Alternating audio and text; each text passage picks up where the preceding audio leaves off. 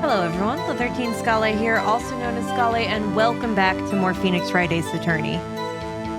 Alright, so I gotta think of what gloves prove it. You know, I remember, so I made a quiz for the last video. I know that like, it doesn't actually give you the answers. Okay, so YouTube's been pushing out this thing called quizzes. I promise this is relevant to what I'm about to talk about, so just hang with me here. So YouTube's been pushing out these quizzes thing.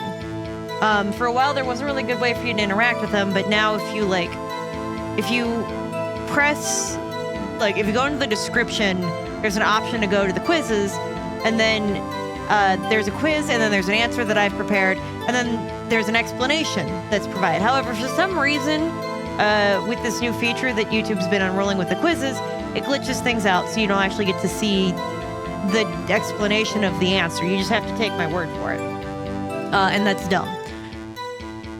But I've been doing it because I thought it'd be fun to, you know, to try it out for you guys, just to see. I'm really annoyed that it doesn't actually show you, but anyway. So for a while ago, I had heard about a story where they were able to gather fingerprints through a gloved something, right? And they were talking about this being surgical gloves, right? But there's no prints on this. So when I went to go make the quiz, I looked that back up again because I remember hearing about it, but I couldn't remember if it was true. And I actually found something from a government website, the National Library of Medicine or something, which is a government-backed entity where they publish studies. And there was a specific case study that someone had done to just see, like, if they could ascertain any information from a glove print made on something. And what they found was that depending on the thickness of the gloves that were used, it might or might not actually leave a print that you can see even fingerprint ridge marks through.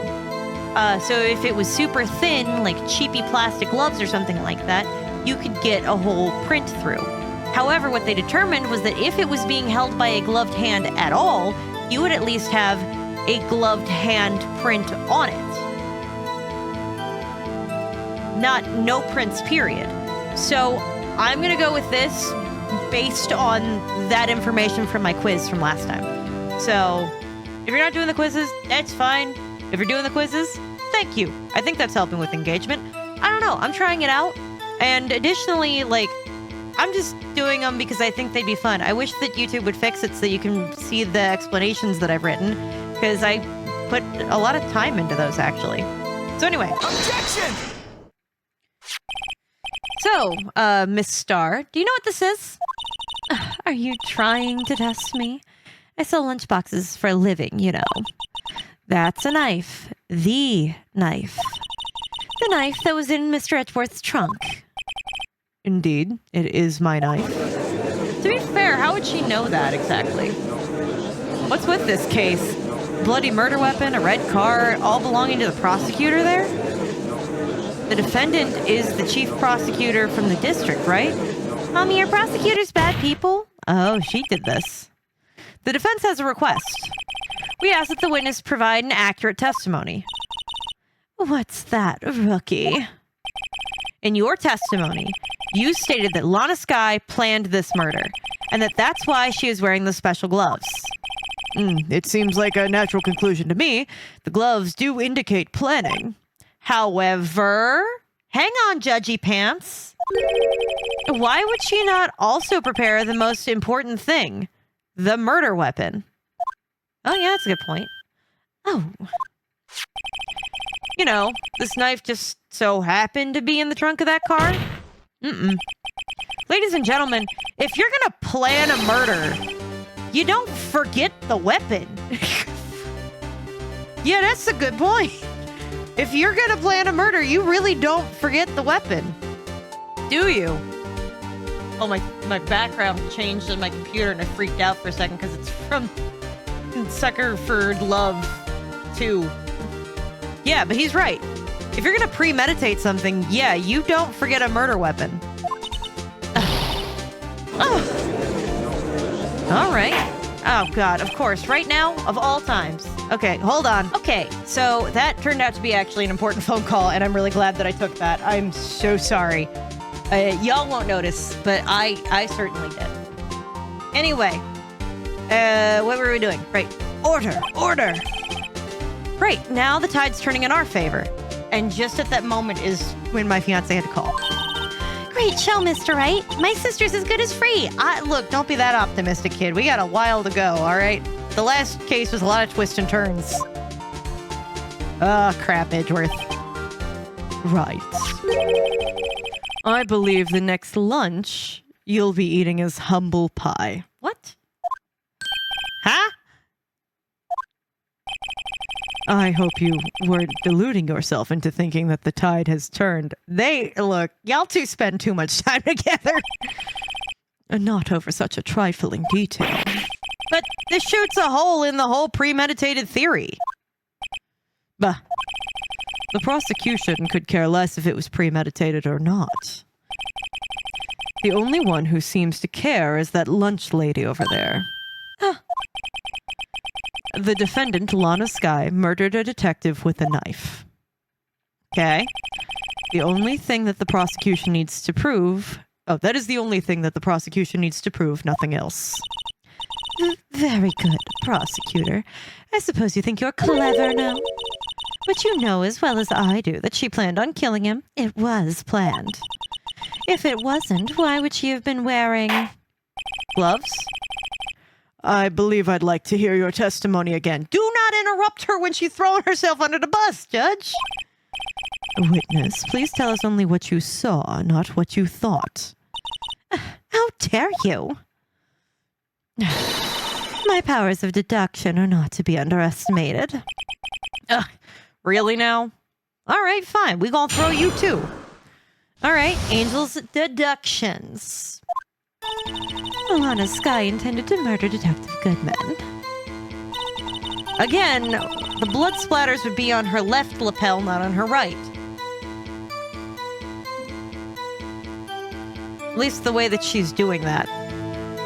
That's why she called the victim all the way to the prosecutor's office. Did she? Can you prove that? I'm sure the chief prosecutor had a grudge against the victim. Nothing else could drive a human machine to plunge the knife in again and again. Do we have proof that that was again and again? The victim was summoned from the police department to the prosecutor's office. It does sound a lot like premeditation, doesn't it? So if I ordered a pizza, does that mean I'm planning to kill the delivery boy? Thank you, Emma. In any case, the defense may now cross-examine the witness. Thank you, Emma, you angel of destruction. Okay, I want to see something here.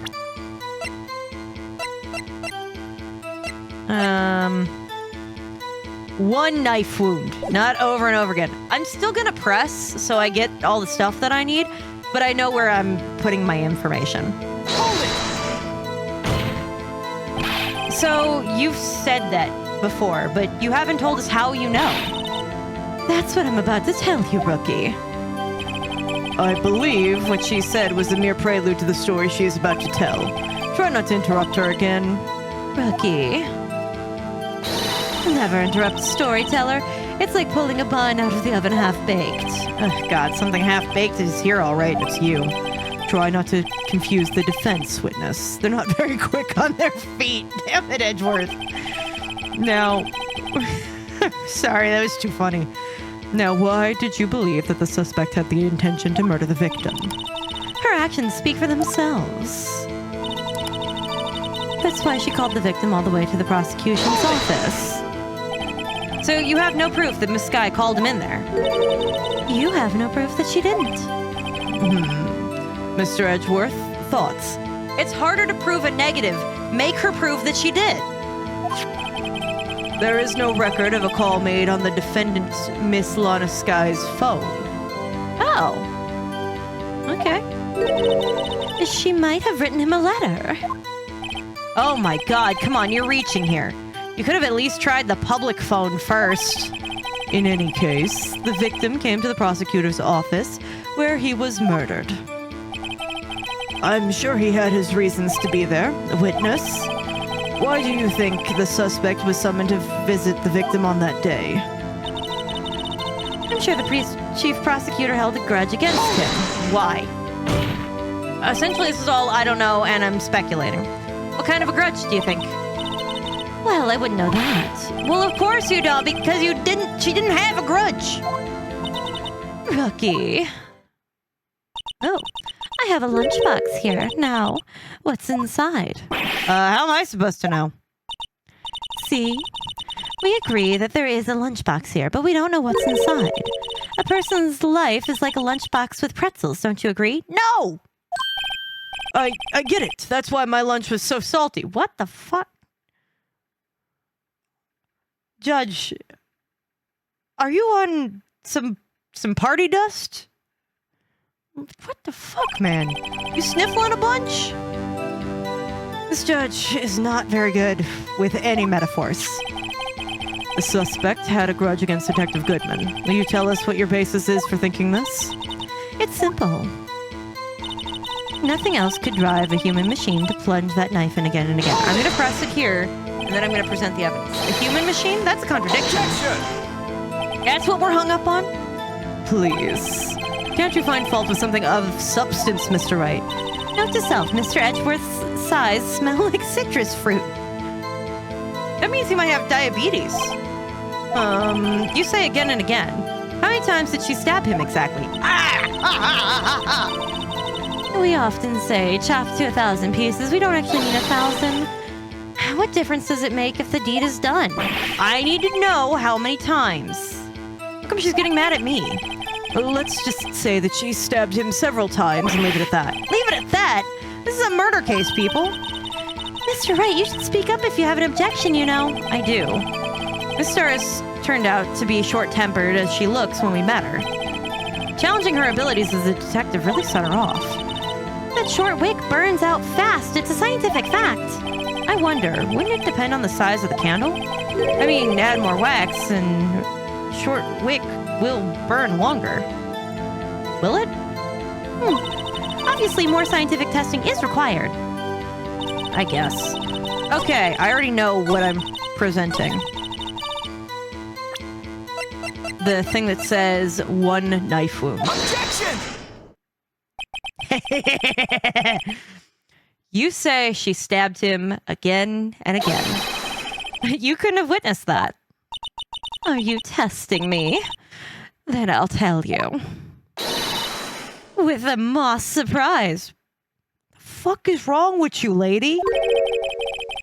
I'm afraid the moss is growing under our feet as we wait, Miss Starr. What do you mean? I shouldn't have to explain this, but take a look. Edgeworth's backing me up? The hell? The autopsy report states that death was due to a loss of blood from 1 stab wound. Ah, you're right. Good show, Mr. Edgeworth. This is the weirdest case I've ever been on. What a hunk. He's my hero, really. I swear. I just hold it together. What about my objection? I guess no one noticed. It's cool, I guess. Well, witness? Yeah, well. There's a fork in it? You're done? You got the crime scene set, right? Thanks. I always believed that no one could ever mistake blood for ketchup. But now I realize that such mistakes are possible. So you're saying you mistook something for blood? When she lifted her knife, I thought I saw blood at her breast. Splattered blood from her victim. That's why I thought she must have stabbed him at least twice. But she didn't, not in the photo. Then tell us you thought you saw what you saw was blood. Testify. Her red muffler looked like blood to me. That's how ghastly the whole scene was. Okay, first off, we're saving this before I screw all this crap up again. Freeze. Okay, first off, actually, I'm pressing. I'm pressing and then I'm presenting. Her red muffler. Yes, like a scarf. The chief prosecutor always wears one around her neck, so she can be easily hanged at a moment's notice, I suppose. She's right. Miss Sky was wearing a red scarf, wasn't she? Maybe she's covering up a scar. But wait, isn't it odd that you mistook that for a splatter of blood? Well, people often mistake my beard for a bib.